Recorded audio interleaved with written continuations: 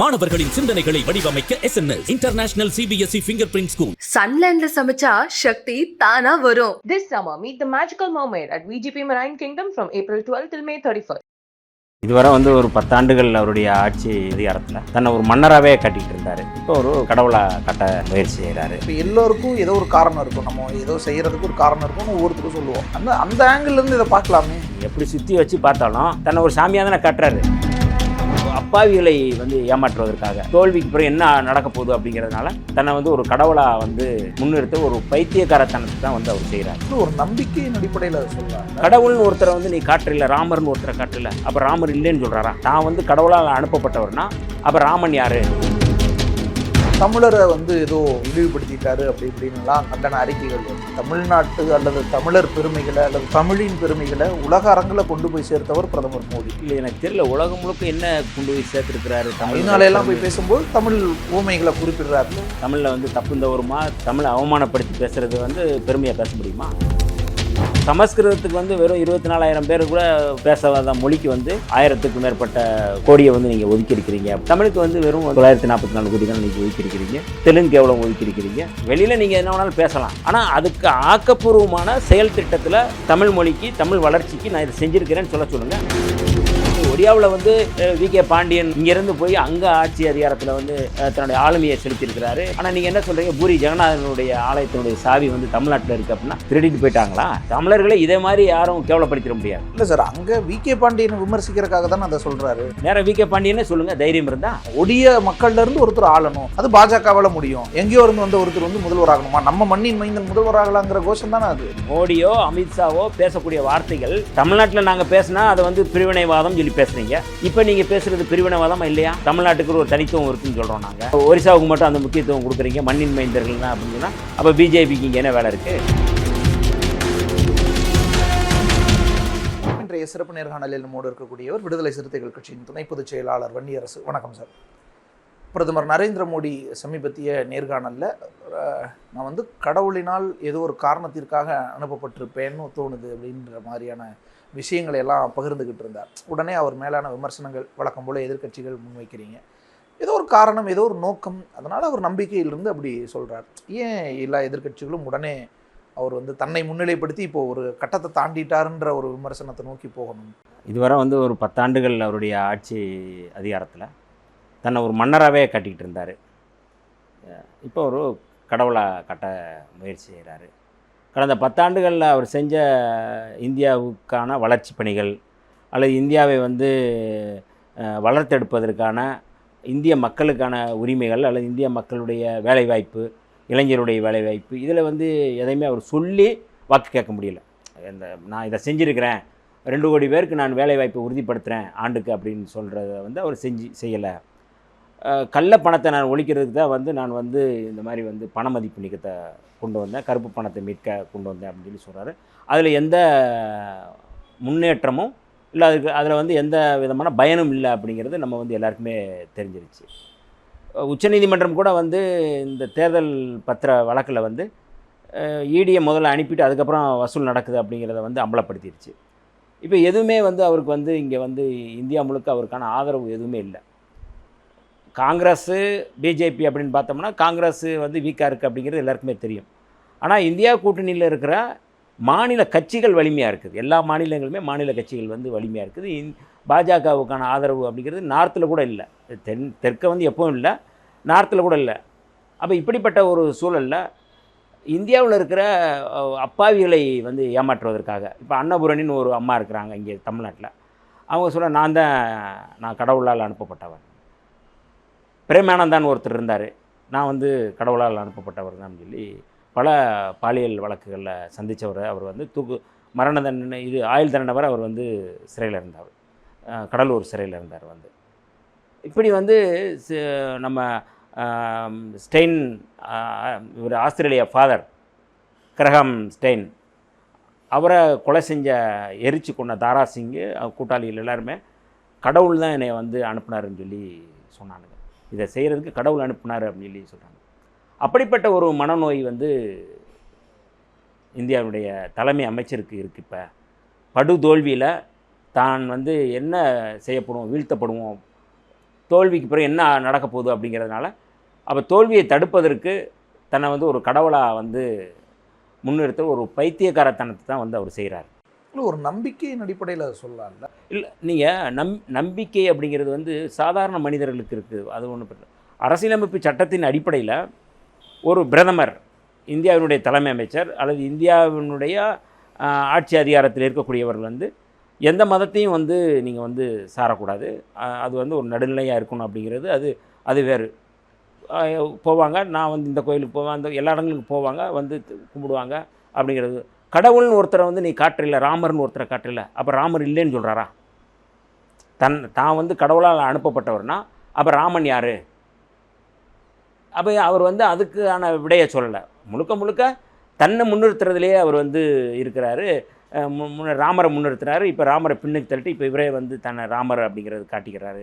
ஏன்னா ராமர் வந்து கடவுள் இல்லை, அவர் வந்து ஒரு மன்னராக இருந்தார், கடவுளால் அனுப்பப்பட்டவர்னு சொல்லி தான் வந்து சொல்கிறாங்க. அப்போ இவரும் தன்னை அப்படி முன்னிறுத்தும் போது ஒரு அவருடைய நம்பிக்கை, அடிப்படை நம்பிக்கை அப்படிங்கிறது வந்து வாக்குக்காக அவர் வந்து அதை வந்து கொண்டு போகிறார் அப்படிங்கிறத நம்ம பார்த்து பார்க்குறோம். நான் வந்து நிறையா போலிச்சாமியாரை பார்க்குறோம். நான் தான் கடவுள் அப்படின்னு சொல்கிறாரு, நாங்கள் தான் கடவுளால் அனுப்பப்பட்டவங்க. எல்லோரும் கைது செஞ்சு சிறையில் அடைக்கிறீங்கள, போலிச்சாமியார்னு கைது செய்கிறீங்கள. அது ஏன் போலிச்சாமியார்னு கைது செய்கிறீங்க? சட்டத்தில் வந்து எதுக்கு எப்படி நீங்கள் வந்து அவருடைய தனிப்பட்ட உரிமையை நீங்கள் சொல்லிட முடியுமா? போலிச்சாமியார் ஏமாத்துறான் அப்படின்னு சொல்லி தானே நீங்கள் கைது செஞ்சு சிறையில் அடைக்கிறீங்க, குண்டாஸ் போடுறீங்க.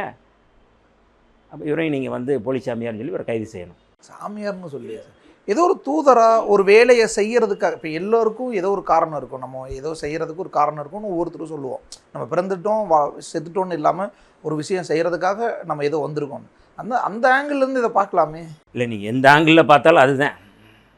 நீங்கள் எப்படி சுற்றி வச்சு பார்த்தாலும் தன்னை ஒரு சாமியாக தானே காட்டுறாரு. நீங்கள் கடவுள் சாமி எல்லாம் ஒன்று தானே. ஒரு போலிச்சாமியார், மற்ற போலிச்சாமியார் எப்படி கைது செய்கிறீங்களோ அப்படி வந்து இந்த போலிச்சாமியாரை கைது செய்யுங்கன்னு சொல்லுவாங்க. தேர்தலுக்கு முன்னாடி அது நடக்கும். இவர் வந்து சாமியாராக கூட நீங்கள் ராமர் அந்த கும்பாபிஷேகத்தில் அவர் எப்படிலாம் வந்து நடந்துக்கிட்டாருன்னு தெரியும். இப்போ அப்படி நடந்துக்கிட்டவர் வந்து அப்போ அவர் சொல்லலை. பார்ப்பனர்கள் வந்து இவரை வந்து நீ கும்பாபிஷேகம் நடத்துவதற்கு தடை அப்படின்னு சொல்லும்போது, இல்லை நீ நடத்துவதற்கு உனக்கு தகுதி இல்லைன்னு சொல்லும்போது அதை பற்றி பேசலை. இப்போ அதெல்லாம் தாண்டி நான் தான் கடவுளால் அனுப்பப்பட்டவன் சொல்லி அவர் சொல்கிறது மூலமாக வந்து தன்னுடைய ஒரு கழிவிறக்கத்தை தேடுறாரு, ஒரு பரிதாபத்தை தேடுறாரு. வாக்கு வங்கிக்காக, கேவலம் ஒரு வாக்குகளுக்காக இப்படி வந்து ஒரு போலி வேடம் போடுறாரு. அதனால் இவர் ஒரு போலிச்சாமியார். இன்னொரு பக்கம் சார், தமிழரை வந்து ஏதோ அவர் வந்து இழிவுபடுத்திட்டாரு அப்படி இப்படின்னுலாம் கண்டன அறிக்கைகள் வருது. தமிழ்நாட்டு அல்லது தமிழர் பெருமைகளை அல்லது தமிழின் பெருமைகளை உலக அரங்கில் கொண்டு போய் சேர்த்தவர் பிரதமர் மோடி. எப்பெல்லாம் உலக அரங்கிலான ஒரு வாய்ப்பு கிடைக்குதோ அப்போல்லாம் தமிழை பேசி அதற்கான ஒரு அங்கீகாரத்தை கொண்டு போய் சேர்க்கிற அவர் மேலே இப்படியான விஷயங்களை சொல்கிறது அது நியாயமாக இருக்குமா? இல்லை, எனக்கு தெரியல. உலகம் முழுக்க என்ன கொண்டு போய் சேர்த்துருக்கிறாரு தமிழ் எல்லாம் போய் பேசும்போது தமிழ் ஊமைகளை குறிப்பிடுறாருல, அது மட்டும் போதுமா? அவர் வந்து தமிழில் பேசுகிறாரு, தமிழில் வந்து தப்பு தவறுமா, தமிழை அவமானப்படுத்தி பேசுகிறது வந்து பெருமையாக பேச முடியுமா? தமிழில் வந்து நீங்கள் வந்து தமிழுக்கு செய்ய வேண்டிய தொண்டு என்ன? தமிழுக்கு தொண்டு செஞ்ச கால்டுவெல்லை வந்து கேவலப்படுத்துகிறார். ஆளுநர் வந்து கால்டுவெல்லை வந்து கேவலப்படுத்துகிறார், மத மாற்றம் செய்ய வந்தார். ஆனால் தமிழுக்கு அவர் செஞ்ச ஒப்பிலக்கணம்லாம் நம்ம வந்து பார்க்குறோம். அப்படிப்பட்டவர் அவர் கண்டிக்க முடியல. சமஸ்கிருதத்துக்கு வந்து வெறும் 24,000 பேர் கூட பேசாத மொழிக்கு வந்து நீங்கள் வந்து 1000க்கும் மேற்பட்ட கோடியை வந்து நீங்கள் ஒதுக்கி இருக்கிறீங்க அப்படின்னு சொல்லி நான் சொல்லலை. ஒரிசாவினுடைய முதலமைச்சர் நவீன் பட்நாயக் வெளிப்படையாக பேசுகிறாரு. ஒரே மொழிக்கு நீங்கள் ஒதுக்கின நிதி எவ்வளோ, சமஸ்கிருதத்துக்கு ஒதுக்கப்பட்ட நிதி எவ்வளோன்னு கேட்குறாங்க. தமிழுக்கு நீங்கள் ஒதுக்கப்பட்ட நிதி எவ்வளோன்னு நம்ம கேட்குறோம். தமிழுக்கு நீங்கள் சமஸ்கிருதத்துக்கு வந்து நீங்கள் ஒதுக்கின நிதி வந்து 1000 கோடிக்கு மேலே நீங்கள் ஒதுக்கி இருக்கிறீங்க. தமிழுக்கு வந்து வெறும் வந்து 944 கோடி தான் நீங்கள் ஒதுக்கி இருக்கிறீங்க. தெலுங்கு எவ்வளோ ஒதுக்கி இருக்கிறீங்க? அப்போ தமிழ் மொழியை வந்து நாங்கள் தமிழ்லாம் அப்படிங்கிறதுனா அப்போ நீங்கள் தமிழுக்கு வந்து என்ன நீங்கள் தமிழுக்கு என்ன நீங்கள் வந்து தமிழ் மொழியை பாதுகாப்பதற்கு என்ன செஞ்சுருக்கிறீங்க? காங்கிரஸ் ஆட்சியில் கூட வந்து இந்த மொழியை வந்து செம்மொழியை வந்து கொண்டு வந்துட்டாங்க. ஆனால் இங்கே என்ன மொழியை நீங்கள் இதை வந்து என்ன அடிப்படையில் கொண்டு வந்திருக்கிறீங்க? மத்திய நிறுவனத்தில், தமிழ் ஆராய்ச்சி நிறுவனத்துக்கு ஒதுக்கப்பட்ட நிதி எவ்வளவு நீங்கள் சொல்லுங்கள். சும்மா நீங்கள் வந்து வெளியில் நீங்கள் என்ன வேணாலும் பேசலாம். ஆனால் அதுக்கு ஆக்கப்பூர்வமான செயல் திட்டத்தில் தமிழ் மொழிக்கு, தமிழ் வளர்ச்சிக்கு நான் இதை செஞ்சுருக்கிறேன்னு சொல்லுங்கள். அதை நீங்கள் செய்யாமல் நான் தமிழை வளர்க்குறேன்னு சொல்லி நீ தப்பு தவறுமா நீ பேசிட்டு நீ உளறிட்டு இருந்தேன்னா தமிழை வளர்ந்துருமா? தமிழ் வளர்ந்துருமா? தமிழ்நாட்டுக்கான உரிமைகள், தமிழ்நாட்டினுடைய அடையாளம், தமிழ்நாடு அப்படிங்கிறது தமிழகம்னு இங்கே இருக்கிற ஆளுநர் மாத்துறாரு. அந்த பைத்தியகாரத்தனத்தை உன்னால் நீ கண்டிக்க மாட்டீங்க. அப்போ தமிழ்நாட்டின் மீது உனக்கு பற்று இருக்கா? இப்போ திருடர்களாக நீங்கள் சித்தரிக்கிறீங்க, அதை கண்டிக்க மாட்டீங்க. அங்கே ஒடியாவில் வி.கே. பாண்டியன் அவர் இருக்கிறாரு, ஐஏஎஸ்ஸாக இருந்திருக்கிறாரு, அங்கே ஆட்சி அதிகாரத்தில் இருந்திருக்கிறாரு, அங்கே அந்த மக்களுக்கு நல்லா செஞ்சுருக்கிறாரு. இங்கேருந்து போய் அங்கே ஆட்சி அதிகாரத்தில் தன்னுடைய ஆளுமையை செலுத்தியிருக்கிறாரு, மக்களுக்கு அங்கே இருக்கிற மக்களை பாதுகாத்துருக்கிறாரு. ஆனால் நீங்கள் என்ன சொல்கிறீங்க, பூரி ஜெகநாதனுடைய ஆலயத்தினுடைய சாவி தமிழ்நாட்டில் இருக்குது அப்படின்னா திருடிட்டு போயிட்டாங்களா? என்ன சொல்ல வர்றீங்க? அப்போ இது எவ்வளோ பெரிய அபத்தம். தமிழர்களை இதே மாதிரி யாரும் கேவலப்படுத்திட முடியாது. இல்லை சார், அங்கே வி.கே. பாண்டியனை விமர்சிக்கிறதுக்காக தானே அதை சொல்கிறாரு. அதை ஏன் நம்ம தமிழ்நாட்டோட பொருத்தி பார்த்துக்கணும்? நேராக வி.கே. பாண்டியனே சொல்லுங்கள். தைரியம் இருந்தால் ஒரு நபர், தனி நபர், அவர் இப்போ இல்லை, அவருக்கு நவீன் பட்நாயக் குடும்பத்தில் அவர் இருக்கிறாரு, அவங்க அந்த குடும்பத்தில் இருக்கிறாரு அப்படின்னா நேராக அவர் நீங்கள் தைரியம் இருந்து அவரை நேரடியாக சொல்லுங்கள், ஒன்றும் பிரச்சனை இல்லை. தமிழர்கள் அப்படின்னு சொல்லும்போது என்ன அர்த்தம்? தமிழ்நாட்டை இங்கே இருக்கிற 7 கோடி 8 கோடி தமிழர்கள் நீங்கள் என்ன இழிவுபடுத்தலையா? நீங்கள் திருடர்கள் அவங்க எப்படி நீங்கள் அதை சொல்லுவீங்க? இல்லை சார், ஒரிசாக்குன்னு ஒரு கலாச்சாரம் இருக்குது. அந்த கலாச்சாரம், அந்த மக்களினுடைய தன்மையை புரிஞ்சுக்கிட்டவங்க இங்கே ஆளணும். ஒடிய மக்கள்லேருந்து ஒருத்தர் ஆளணும். அது பாஜகவால் முடியும். நீங்கள் பிஜு ஜனதா தளுக்கு போட்டிங்கன்னா வி.கே. பாண்டியன் முதல்வர் ஆவார். எங்கேயோ இருந்து வந்த ஒருத்தர் முதல்வர் ஆகணுமா? நம்ம மண்ணின் மைந்தன் முதல்வர் ஆகலாங்கிற கோஷம் தானே அது. அப்போ அதைத்தான் நாங்கள் சொல்கிறோம். நாங்கள் தமிழ்நாட்டில் சொல்கிறோம், தமிழ்நாடு தமிழருக்கு அப்படிங்கிறது அதிலேருந்து நாங்கள் சொல்கிறோம். நீங்கள் ஒரே நாடு ஒரே மொழின்னு சொல்கிறீங்கள, இப்போ வாங்க, நீங்கள் கரெக்டாக கொண்டு வந்துருக்கீங்களா? நீங்கள் எப்படி ஒரு நாடு அப்படிங்கிறத நீங்கள் சொல்லுவீங்க? ஒடியாவுக்கு நீங்கள் பேசுகிறீங்க, இந்தியாவினுடைய ஒட்டுமொத்தமாக என்னுடைய பிள்ளைகள்னு சொல்கிறீங்க. இப்போ நீங்கள் ஒடியா மக்களுக்காக நீங்கள் பேசுகிறீங்க. நாங்கள் தமிழ்நாடு மக்களுக்கு பேசுனா தமிழ்நாடு ஒன்று தனி நாடு இல்லைன்னு சொல்லி கேட்குறீங்க. தமிழ்நாட்டுக்கு ஒரு தனித்துவம் இருக்குதுன்னு சொல்கிறோம். நாங்கள் நீட்டு வேணான்னு சொல்கிறோம். இதையெல்லாம் தமிழ்நாட்டுக்கான ஒரு தனித்துவமான ஒரு அடையாளமாக இருக்குது. பகுத்தறிவு இருக்குது, சமூக நீதி இருக்குது. ஒன்றும் தமிழ்நாடு ஒன்றும் இந்தியாவிலேருந்து பிரிஞ்சு போகலைன்னு சொல்லி நீங்கள் தான் சொல்கிறீங்க. அப்போ இப்போ நீங்கள் ஒரிசாவுக்கு மட்டும் அந்த முக்கியத்துவம் கொடுக்குறீங்க, மண்ணின் மைந்தர்கள் தான் அப்படின்னு சொன்னால் அப்போ பிஜேபிக்கு இங்கே என்ன வேலை இருக்குது? இந்தியா முழுக்க நீங்கள் ஆளணும்னு நினைக்கிறீங்களா? அப்போ நீங்கள் தமிழ்நாட்டை நீங்கள் எப்படி நீங்கள் ஆளுவீங்க? எங்களுக்கு தனியாக நாங்கள் தனி நாடாக தான் நாங்கள் கேட்போம். அப்போ நீங்கள் அந்த லாஜிக்கு போனீங்க அப்படின்னா, நீங்கள் மாநில அளவில் நீங்கள் பேசுகிறீங்க அப்படின்னா தமிழ்நாட்டுடைய அடையாளத்தை பாதுகாக்கக்கூடிய பொறுப்பு எங்களுக்கு இருக்குல்ல. இந்தியாவுக்குள்ளே நாங்கள் கரைய முடியாதுல்ல. இந்தியாவுடைய அடையாளத்துக்குள்ளே, இந்தியாவுடைய கலாச்சாரத்துக்குள்ளே, இந்தியாவுடைய பண்பாட்டுக்குள்ளே நாங்கள் கரைய முடியாது. இல்லை சார், அது அரசியல் கருத்து. ஆனால் அரசமைப்பு இந்தியாவில் எல்லாரும் ஒன்று தானே இருக்குது. அதை தான் சொல்கிறேன். அப்போ இந்தியாவுக்குள்ளே தானே ஒரிசா இருக்குது. அப்போ நீங்கள் ஒரிசாவில் ஒருத்தர் இருக்கிறாரு அப்படின்னா அவரை நீங்கள் திருடர்னு சொல்லுவீங்களா? வட இந்தியர்கள் பூரா இங்கே வேலை பார்க்குறாங்க, ஓடுங்கன்னு யாராவது விரட்ட முடியுமா? நீங்கள் மோடியோ அமித்ஷாவோ பேசக்கூடிய வார்த்தைகள் தமிழ்நாட்டில் நாங்கள் பேசினா அதை பிரிவினைவாதம் சொல்லி பேசுகிறீங்க. இப்போ நீங்கள் பேசுகிறது பிரிவினைவாதமாக இல்லையா? நீங்கள் எல்லோரும் இந்தியர்கள்னு சொல்லி சொல்கிறீங்க. இங்கே நார்த்தில் இருந்து இங்கே வேலைக்கு வரவங்கள பூரா நாங்கள் இந்தியர்கள் எல்லாமே இருக்கிறாங்க. யாருக்கும் இங்கே ஒன்றும் ஆபத்து இல்லை, பாதுகாப்பாக தான் இருக்கிறாங்க. நீங்கள் அப்போ நாங்கள் அதே துணியை ஒரிசாவில் இருக்கிறவங்க பூரா வெளியேறுங்கன்னு சொன்னால்,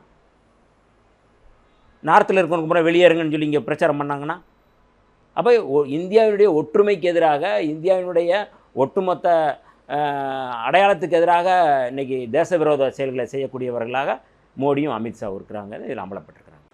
சார், ஒரு எதிர்கட்சியாக பேசும் பொழுது நாங்கள் ஒரிசாவினுடைய மண்ணின் மகன்களாக நிற்கிறோம், எங்களுக்கு ஓட்டு போடுங்கன்றதுக்காக தானே இதை சொல்கிறாங்க. நீங்கள் சொல்லலாங்க, ஒரிசா மக்களை சொல்லுங்கள், ஒரிசாவுடைய இளைஞர்களை பற்றி பேசுங்க, அந்த கல்ச்சரை பற்றி பேசுங்க, அந்த அடையாளத்தை கொண்டாடுங்க. ஆனால் இன்னொரு தேசியனத்தினுடைய அடையாளத்தை நீங்கள் திருட்டு பட்டம் கட்டுறீங்கள, அதுக்கு யார் உங்களுக்கு உரிமை கொடுத்தது? உங்கள் அடையாளத்தை நீங்கள் பேசலாம், புகழலாம், கொண்டாடலாம், அதை பற்றி பிரச்சனையே இல்லை. ஆனால் அந்த மண்ணில் நீங்கள் தமிழர்களை நீங்கள் இழிவுபடுத்தி பேசுகிறீங்களே, அதையும் அப்படி நீங்கள் எடுத்துக்கிறீங்க. ஒடிசாவில் எங்கேயோ நடக்கிற பிரச்சாரத்தில் வி.கே. பாண்டியன் வெர்சஸ் மோடி அல்லது வி.கே. பாண்டியன் வெர்சஸ் அமித்ஷான்னு இருக்கிறத, பாஜக வெர்சஸ் பிஜு ஜனதா தளம்னு இருக்கிறத நாம ஏன் இங்கே அதை பற்றி கவலைப்படணும்? அதாவது பிஜு ஜனதா தளமா பாஜகவா பேசுங்க, அது பிரச்சனை இல்லை. வி.கே. பாண்டியனா அமித்ஷாவா நீங்கள் பேசுங்க, அது பிரச்சனை இல்லை. நீங்கள் தமிழர்கள் அப்படின்னு சொல்லி நீங்கள் அதில் கொண்டு இழுக்கிறீங்களே, ஒரு தேசிய இனத்தினுடைய அடையாளத்தை சொல்கிறீங்களே, இது ஒட்டுமொத்தமான ஒரு தேசிய இனத்தினுடைய அடையாளத்தை, தமிழ்நாட்டினுடைய அடையாளத்தை நீங்கள் அவமானப்படுத்துகிறீங்க அப்படிங்கிறத நம்ம சொல்கிறோம். தனியாக நீங்கள் பேசுகிறத பற்றி பிரச்சனை இல்லை. வி.கே. பாண்டியன் வந்து ஊழல் செஞ்சுருக்காருன்னு நீ சொல்லு, அவர் திருடிட்டு போயிட்டாருன்னு சொல்லு, அதாவது அவர் ஃபேஸ் பண்ணுவார், இல்லை அதை வந்து வழக்கு போடுவார், அது தனி. தமிழர்கள் நீங்கள் சொல்கிறீங்க அப்படின்னும் போது தான் நாங்கள் அதுக்கான எதிர்ப்பை, அதுக்கான கண்டனத்தை நாங்கள் பதிவு பண்ணுறோம். ஸோ இது வந்து தமிழர்களையே மொத்தமாக இழிவுபடுத்துகிறதா ஏன் எடுத்துக்கிறீங்கன்றேன். ஓகே, ஒரு தெரியாமல் கூட ஓமைக்காக கூட நேரடியாக சொல்லாமல் புரிஞ்சுக்கணும் மக்கள் அப்படின்ற ஒரு எளிமைக்காக கூட அப்படி சொல்லியிருக்கலாம்ல. இது நம்ம இப்படி ஓவர் ரியாக்ட் ஆகிறோமோ அப்படின்ற ஒரு கேள்வி வராதா? காங்கிரஸில் ராஜீவ் காந்தி கூட இருக்கிற ஒருத்தர் வந்து இந்தியர்கள் வந்து ஒவ்வொருத்தரும் பற்றி பேசும்போது தென்னிந்தியர்கள் வந்து சாம் பிட்ரோட்டாவை சொல்கிறேன். ஆமாம், அவர் வந்து சொல்லும்போது அவர் வந்து பிளாக்கோட சேர்த்து அவர் வந்து பேசுகிறார். ஆப்பிரிக்க நிறத்தவர்கள், ஆப்பிரிக்க இதில் வடகிழக்கில் இருக்கிறவங்க சீன மரம் சொல்கிறாரு இருக்கும். அப்போ மோடி என்ன சொன்னார், அமித்ஷா என்ன சொன்னார், பாருங்கள் தமிழர்களை வந்து பிளாக்னு சொல்கிறாரு, இழிவுபடுத்துகிறாரு. அப்போ அவருடைய வேலை எல்லாமே வன்மத்தோடு செய்கிற வேலை. ஏன் நீங்கள் வந்து இப்படி வந்து இதை சொல்கிறீங்க? அவர் வந்து ஒரு வரலாறை சொல்கிறாரு அப்படின்னா வரலாறு சொல்கிறாரு அப்படின்னு நீங்கள் புரிஞ்சுக்கிற கூடாதா? தமிழர்களை இழிவுபடுத்துகிறாருன்னு நீங்கள் சொல்கிறீங்க. ஆனால் இப்போ நீங்கள் செய்கிற வேலை என்ன? தமிழர்கள் இழிவுபடுத்துகிற வேலை தானே. அப்போ அவருக்கு ஒரு நியாயம், உங்களுக்கு ஒரு நியாயமா? இதிலேருந்து தான் நம்ம வந்து பார்க்கணும். இன்னொரு பக்கம் சார், ஆளுநர் திருவள்ளுவர் தினம் கொண்டாடுறாங்க, நிகழ்வு ஒன்று கடைபிடிக்கிறாங்க. காவிச்சாயம் திருவள்ளுவருக்கு எப்படி அடிக்கலான்னு மறுபடியும் இன்னொரு பிரச்சனை வேற கிளம்புது. அது குறித்து உங்களுடைய பார்வை? இல்லை, அதாவது தொடர்ச்சியாக திருவள்ளுவரை வந்து அவங்க வந்து எப்படியாவது சொந்தம் கொண்டாடணும்னு நினைக்கிறாங்க. இப்போ எதற்காக சொந்தம் கொண்டாடுறாங்க அப்படின்னா, அவர் வந்து உலக பொதுமறையை கொண்டு வந்து தமிழ்நாட்டில் திருவள்ளுவர் தான் எல்லா வீடுகளிலும் நீக்கமர இருக்கிறார். அந்த அளவுக்கு வந்து திருக்குறள், திருவள்ளுவர் அந்த இதை வந்து வீட்டு பாடமாக இருக்கட்டும் அல்லது மனப்பாட பகுதியாக இருக்கட்டும், மாணவர்களாக இருக்கட்டும், எல்லாருமே வந்து திருவள்ளுவரை வந்து முன்னிறுத்துகிறாங்க. அப்போ திருவள்ளுவர் மூலமாக நம்ம வந்து அவங்க வீட்டுக்குள்ளே பாஜக உள்ளே போகணும், தன்னுடைய சனாதன கருத்துக்களை உள்ளே கொண்டு போகணும்னு நினைக்கிறாங்க. இது வந்து தொடர்ச்சியாக அவங்க வந்து முயற்சி செய்கிறாங்க. இப்போ ஆளுநர் வந்து அதை வந்து எப்போவுமே அவர் வந்து ஒரு மனநலம் பாதிக்கப்பட்ட ஒரு போலயே அவர் வந்து எல்லா விஷயங்களையும் அவர் வந்து செயல்படுவார். என்ன சொல்லுவாங்கன்னா, முந்திரி கொட்டை மாதிரி ஏதாவது ஒரு வேலையை செய்வார். இதுக்கு ஏன் சார் அப்படியான ஓமைகள்லாம் மனநலம் இல்லை, அதெல்லாம் கொஞ்சம் கூடுதலானதில்லை. ஸ்டேட்டோட முதன்மையான மனிதரில் அவர் முதன்மையான மனிதராக செயல்பட்டால் அதுக்கான மரியாதை கிடைக்கும். ஆனால் தமிழ்நாடு அப்படிங்கிறத வந்து தமிழகம் மாற்றுறாரு. சனாதன கருத்துக்கள் தான் சிறந்ததுன்னு சொல்கிறாரு. குழந்தை திருமணம் நல்லதுன்றாரு. அவருடைய கருத்துக்கள் அதுதான் சொல்கிறோம். நீங்கள் வந்து அரசியலமைப்பு சட்டத்தின்படி குழந்தை திருமணம் தடை செய்யப்பட்டிருக்கா இல்லையா? இல்லை, அப்போ இருந்துச்சு, அந்த நேரத்துக்கு அது இப்போ அதை என்ன சொல்கிறாரு, நியாயப்படுத்துகிறாரு. நான் நல்லா தான் இருக்கிறேன். அதாவது அறிவியல் பூர்வமாக குழந்தை திருமணம் செஞ்சால் அவர்கள் பலவீனமாவாங்க, அவங்க உடல்நலம் போயிடும், இறந்துருவாங்க அப்படிங்கிற இது இல்லை இப்போ அப்படின்னு சொல்கிறது வந்து அவர் வந்து ஒரு சனாதன கருத்துக்களை வலியுறுத்தி பேசுகிறார், வலிந்து பேசுகிறாரு. ஒரு தடை செய்யப்பட்டதை அவர் நியாயப்படுத்துகிறாரு அப்படின்னா அது பைத்தியக்காரத்தனமா இல்லையா? மனநலம் பாதிக்கப்பட்டிருக்கா இல்லையா? நான் வந்து அவர் மேலே எந்த விதமான காழ்ப்புணர்ச்சி எங்ககிட்ட இல்லை. ஆனால் அவருடைய ஒவ்வொரு செயல்பாடுகளும் போய் அங்கே போய் உட்காந்துட்டு பூணூல் போடுறாரு. சிதம்பரத்தில் உட்காந்து சகஜானந்தாருடைய நிகழ்ச்சியில் போய் நடத்திட்டு பூணூல் போடுறாரு. ஒரு சீர்திருத்த நடவடிக்கையா? சீர்திருத்தம்னா என்ன சீர்திருத்தம்? இது சீர்திருத்தமா? இது வந்து என்ன சொல்லியிருக்காங்க, பூணூல் போடுறது அப்படிங்கிறது இரட்டை பிறப்பை வந்து உறுதிப்படுத்துறது அப்படிங்கிறது வந்து பேரறிஞர் அண்ணாவிலேருந்து புரட்சியாளர் அம்பேத்கர், தந்தை பெரியார் எல்லாருமே வந்து அதை சொல்கிறாரு. பார்ப்பனர்களுக்கு மட்டும்தான் அந்த பூணூலுடைய இது இருக்குது அப்படின்னு சொல்லி சொல்கிறாங்க. நீ இவங்களுக்கு போடுறது மூலமாக நீ என்ன கருத்தை நீங்கள் சொல்கிறீங்க, என்ன இருபிறப்பு கருத்தை நீங்கள் வலியுறுத்துறீங்க? நீங்கள் வந்து இந்துத்துவ கருத்தை வலியுறுத்துறீங்க. ஒரு ஆளுநருங்கிறதுக்கான அந்த ஒரு கௌரவத்தை, அந்த மதிப்பை வந்து நீங்கள் இழந்துக்கிறீங்கல்ல. கீழே நீங்கள் போய் என்ன வேலை பார்க்குறீங்க? பல்கலைக்கழகத்தில் போய் நீங்கள் வெளிப்படை என்ன பேசுகிறீங்க, நீட்டு வந்து ரத்து செய்ய முடியாது அப்படின்னு சொல்லி பேசுகிறீங்க. ஒரு ஒரு ஆளுநர் அப்படின்னா ஆளுநருக்கான ஒரு அந்த டிக்னிட்டியை நீங்கள் வந்து குறைச்சிக்கிட்டீங்கன்னா இந்த வார்த்தைகள்லாம் அவங்க வந்து ஏற்றுக்கொண்டு தான் ஆகணும். நாங்கள் தனிப்பட்ட முறையில் எதுவுமே இல்லை. இன்றைக்கி வள்ளுவருக்கு நீங்கள் வந்து காவியை நீங்கள் போடுறது மூலமாக வந்து என்ன நடந்துற போகுது? உங்களுக்கு வேணால் நீங்கள் வந்து நீங்கள் சொரிஞ்சிக்கிறலாம், நான் போட்டுக்கிட்டேன் அப்படின்னு சொல்லிட்டு அப்படியே ஆஹா பாருங்கள் யாரும் ஒன்றும் பண்ண முடியல அப்படின்னு சொல்லி சொல்லிக்கலாம். ஆனால் இங்கே யாரும் அதை ஏற்றுக்கொள்ள போவதில்லை. உங்களுக்கு பட்டம் வந்து ஒரு பைத்தியக்கார பட்டம் தான் உங்களுக்கு வந்து மக்கள்கிட்ட வந்து விழுகும். இது எல்லாமே வந்து ஒரு சர்வாதிகார பார்வை இது. மக்களுடைய மனநிலையை புரிந்து கொள்ளாத பார்வை, ஒரு ஜனநாயகத்தை புரிந்து கொள்ளாத பார்வை. நாம் அவரை வந்து ஒரு பைத்தியகாரத்தனம் சொல்கிறதுனால வந்து அவர் வந்து ரொம்ப வருத்தப்பட போகிறாருன்னு அதுக்காக நான் சொல்லலை. இயல்பாக மக்களுடைய என்ன வந்து இப்படி இந்த மாதிரி கிராமங்களில் சொல்லுவாங்களே, ஏன்னா கோட்டிப்பையில் இப்படி தர்றாங்க அப்படின்னு சொல்லுவாங்க. இந்த மாதிரி ஏதாவது வந்து ஏடாகூடமாக பேசினாங்க. இந்த மாதிரியான ஒரு போக்கு அப்படிங்கிறது வந்து ஒரு ஜனநாயகத்துக்கு எதிராக, அரசியலமைப்பு சட்டத்துக்கு எதிராக. இந்தியா முழுக்க தமிழ்நாடு அப்படிங்கிறது வந்து அரசியலமைப்பு சட்டத்தின் அடிப்படையில் ஏற்றுக்கொள்ளப்பட்டது தமிழ்நாடுன்னு இருக்காரு. இவருடைய அழைப்புதல் தமிழகம்னு போடுறாரு. அப்புறம் வந்து மாற்றிக்கிறாரு. நான் இல்லை தமிழ்நாடு தான் அப்படின்னு சொல்லி பேசுகிறாரு. இங்கே இருக்கிற ஒரு அமைப்பை பற்றி பேசுகிறாரு, SDPI, பாப்புலர் ஃப்ரண்ட் ஆஃப் இந்தியாவை பற்றி பேசுகிறாரு. ஏன் இதை நம்ம சொல்கிறோம் அப்படின்னா, அவர்களுக்கு ஒரு அஜெண்டா இருக்குது. அந்த அஜெண்டாவும் மூலமாக தன்னுடைய கட்சியை வந்து முன்னிறுத்துறது, கட்சியை வந்து கீழே கொண்டு வரதுக்கான முயற்சியை செய்கிறாங்க. அதை ஆளுநரை பயன்படுத்துகிறாங்க. ஆளுநர் வந்து ஒரு RSSகாரராக அல்லது பாஜகவினுடைய இன்னொரு மாநில தலைவர் போல் அவர் செயல்படுறாரு. அப்படிங்கிறதுக்காக நம்ம இந்த வார்த்தையில் கண்டித்து நம்ம பேசுகிறோம். நன்றி சார், உங்களுடைய நினைவு நீங்கள் பகிர்ந்துக்கிறதுக்கு முக்கிய நன்றி. மாணவர்களின் தனித்திறமைகளை மேம்படுத்த SNS international CBSE fingerprint school. சன்லேண்ட்ல சமைச்சா சக்தி தானா வரும். This summer, meet the magical mermaid at VGP Marine Kingdom from April 12 to May 31st.